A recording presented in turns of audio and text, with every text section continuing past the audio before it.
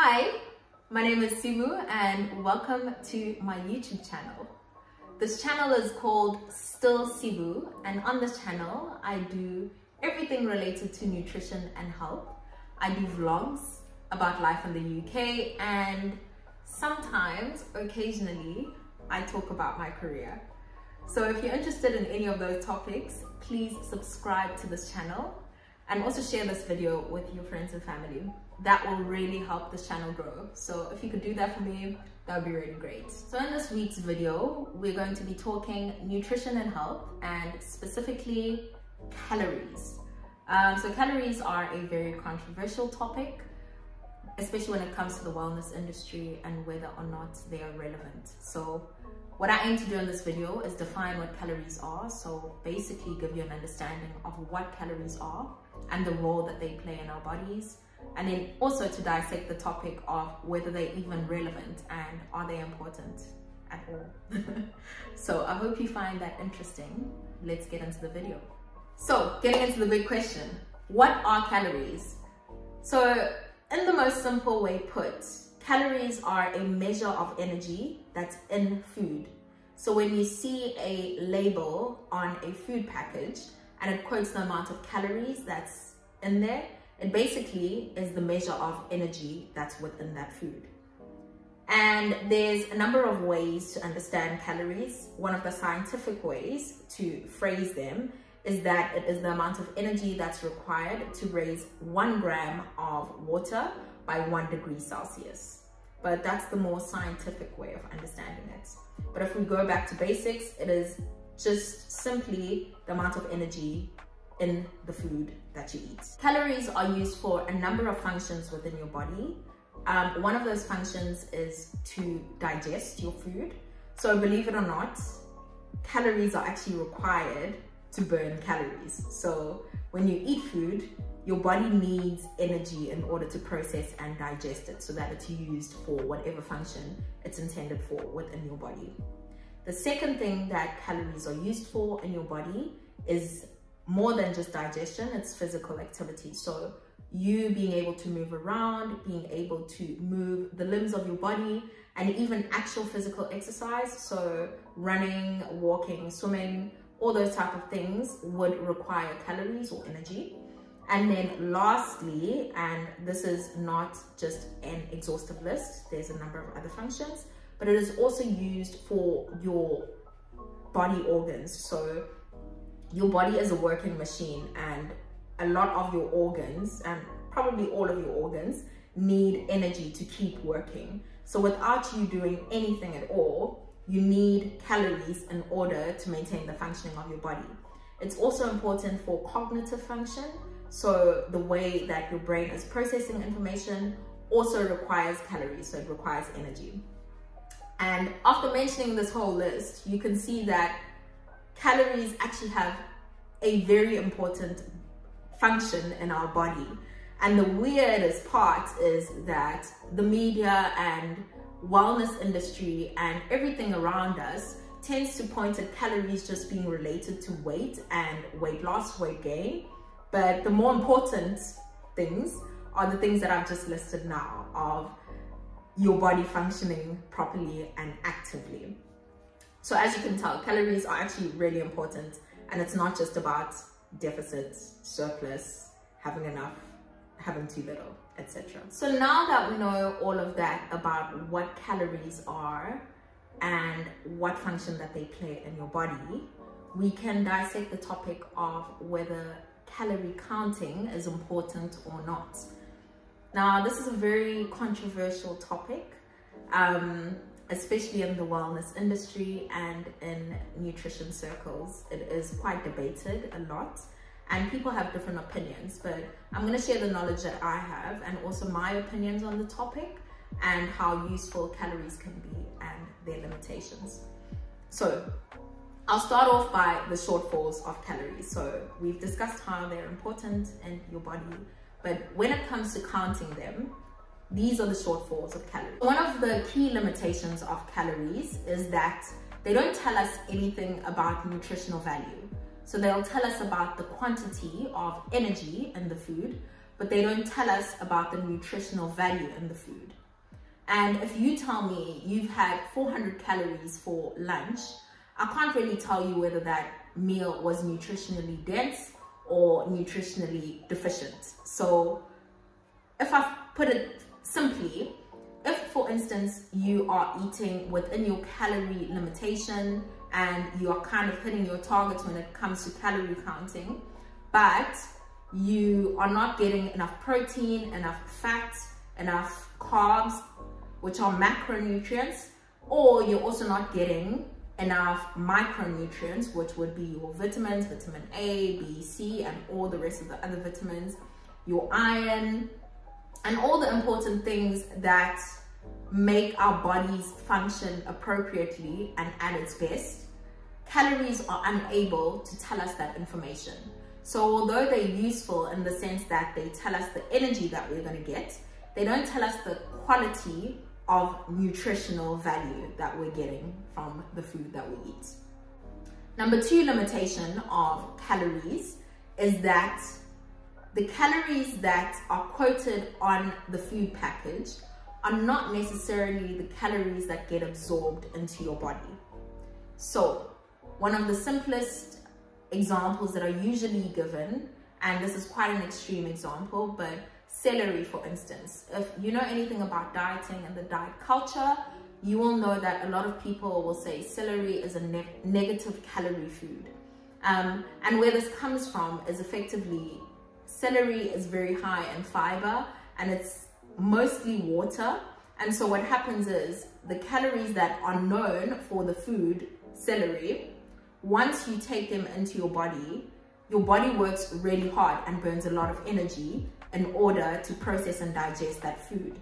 And so what ends up happening is you end up absorbing very little of those calories and you're able to use very little of them in order to function and do all the other things that I mentioned earlier on. And so from this example, you can see that although calories are the measure in food, they don't necessarily tell us much about how much energy we're going to be absorbing in our body. And so that is another limitation. And if we're not careful of that, what ends up happening is that if you eat quite low calorie food, you might end up being in a much more lower deficit than you think that you are. And so that also risks malnutrition, it risks undereating, and it also puts you in a very dangerous place when it comes to just your cognitive function and your day-to-day living. So you want to have energy and be fueled sufficiently, and calories and calorie counting cannot be the only measure that you use in order to measure whether you're being healthy or not. And the last shortfall that I'm going to mention in this video is that calories quoted on meals are not always accurate. So especially when it comes to restaurant meals, it's a very vague kind of topic. One of the laws that came into effect in the UK last year was that restaurants have to put on their menus the amount of calories that are in food.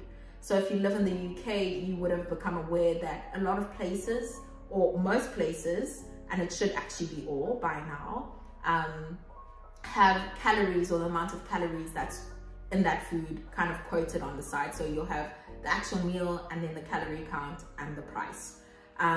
And the intention of that, what they were trying to do was to make people more conscious of the amount of food that they're eating. And there's been a lot of debate about whether that is actually useful and driving people's health behavior or not. But obviously that was kind of ruled into effect, and I would say it's a good starting point. But getting back to my point is that calories that are quoted on packaging and food packages are not necessarily 100% accurate. So it is the best estimate that there is. And so if you're just going by calories and calorie counting, it might not actually be as accurate as you might think. And that leads me well into the last segment of this discussion, and it basically is about my sentiments and how I feel the best approach should be when it comes to calorie counting. So I believe personally that being aware of calories is a good thing. A lot of the food that we eat, especially in the Western world, has a very high amount of calories, and that's mainly because it's highly processed food that's been stripped of fiber, that doesn't have sufficient nutrients sometimes. And so when you have an awareness of the calories that you're taking into your body, it helps you stay wary of foods that are not necessarily the best when it comes to fueling your body. And so my approach is to have a calorie awareness rather than calorie counting. And how I would say is the best way to get to calorie awareness is to count your calories for, if you've never counted calories before, the best way to do it would be maybe to count your calories for a week and kind of see what types of foods have what amount of calories, and from that you'll be able to ascertain, okay, these are high calorie foods and these aren't high calorie foods. And I would probably advise that to people who are maintaining weight or in the process of trying to lose weight, or even on the flip side of that, trying to gain weight, because if your aim is linked to the amount of energy that you have in your body, then it is a good measure of tracking your goals. So for those people, I would advise a calorie awareness. But for people who are quite comfortable in not having to lose weight, not having to maintain weight loss, and not even having to gain weight, I would say you could be fairly fine not knowing how many calories there are in your food. And more importantly, you should be focused on all the other information in the nutritional label. So yeah, I would say calorie awareness is definitely a good thing, especially when you are eating a Western diet, which is a majority of people these days. The other approach that I would use is to have another form of measurement. So calorie counting is really great when it comes to weight loss, weight gain, and weight maintenance, as I've mentioned, but it has its limitations. And the best way to take care of your body and make sure that you're fueling it correctly and with the appropriate nutrients that it needs to function at its optimal best is to understand the basics of nutrition. And that basically means being able to interpret what kind of nutrients foods are providing for your body. So not that you're going to be meticulous about it, but it's just information that's good to know, so that when someone puts food on your plate, or when you put food on your plate, you're aware of what you're taking into your body. And I'll give a simple example, is that a lot of the time people will say, oh, I'm eating a salad, and they just mindlessly think that the salad is perfectly healthy. But sometimes that's not always the case. The way that a salad is prepared and the type of food that's put in the salad might not actually be reaching your nutrition goals. So for instance, if it's like there's a lot of extras in there that are highly processed, dressings that are highly processed, it might not necessarily be as nutritionally dense as you might think that it is.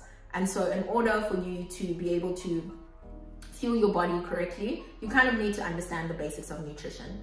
And that's what I aim to do with this channel, is to help people understand the basics of nutrition and the fundamentals that you need in order to be able to understand what's sitting on your plate. So yeah, I hope that my videos help in achieving that. The last thing that I am a big advocate of is to eat from the ground.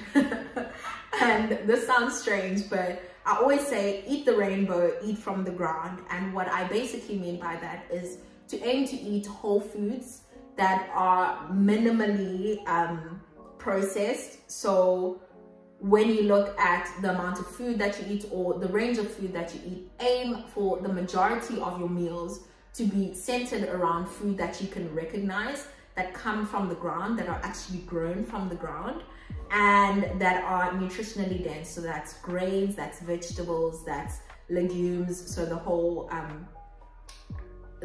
beans family, lentils, that kind of stuff. And also, if you do eat meat, to aim for high quality meat that is minimally processed and doesn't have extra additives and is basically just homegrown. So yeah, that is my tips, and I hope that this video has been useful to you in understanding what calories are. And lastly, calorie counting is very time consuming, and I would hope that even if you're using it as a measurement while you're on your weight loss process, that eventually calorie counting gets stripped away and you're more calorie aware, and you don't have to sit punching numbers and overthinking all of your meals in order to fuel your body. So yeah, I hope this video has been helpful, and if you have not yet subscribed to this channel, please subscribe to the channel. As I've already said, it helps this channel grow and helps me to keep making these videos, and there's really no reason not to subscribe. So yeah, that's the end of the video, and I will catch you in the next one. Bye.